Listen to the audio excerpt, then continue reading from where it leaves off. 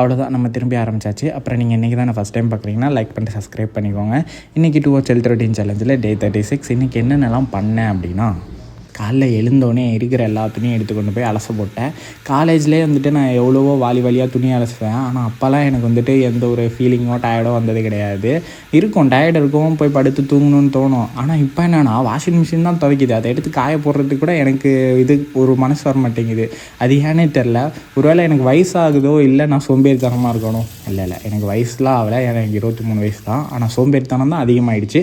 அதை ஒழிக்கிறோம். அதனால் அந்த துணியெல்லாம் அலசி காய போட்டுட்டு ஒரு பட்ஜெட் பிளானிங்க்கு உட்காந்தேன். என்ன பட்ஜெட் பிளானிங் அப்படின்னா, ஒரு இந்த மாதத்துக்கு இந்தந்த பொருள் இன்னென்ன தான் வாங்குகிறோம், இதை வச்சு தான் சமாளிக்கிறோம், அந்த எண்ட் ஆஃப் த மந்த் நம்ம இவ்வளோ சேவிங் பண்ணுறோம் அப்படிங்கிற ஒரு கேல்குலேஷனில் போட்டு உட்காந்தேன். அதே மாதிரி நடக்குதா இல்லையான்னு நம்ம மந்த் எண்டில் பார்ப்போம்.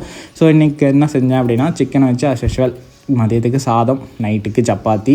அப்புறம் நடுவில் கொஞ்சம் என்னோடய கோர்ஸுக்கான ப்ராஜெக்ட்லாம் பண்ண ஆரம்பிச்சிட்டேன். இந்த ப்ராஜெக்டில் நான் என்னென்னலாம் பண்ணுறேன் அப்படின்னு நான் லிங்க்டின்ல வந்துட்டு போஸ்ட் பண்ணுறேன். ஸோ இன்ட்ரெஸ்ட் இருக்கிறவங்க, பார்க்குறவங்க அந்த மாதிரி அந்த கோர்ஸ் படிக்கிறீங்க அப்படின்னா அதை கொஞ்சம் பாருங்கள்.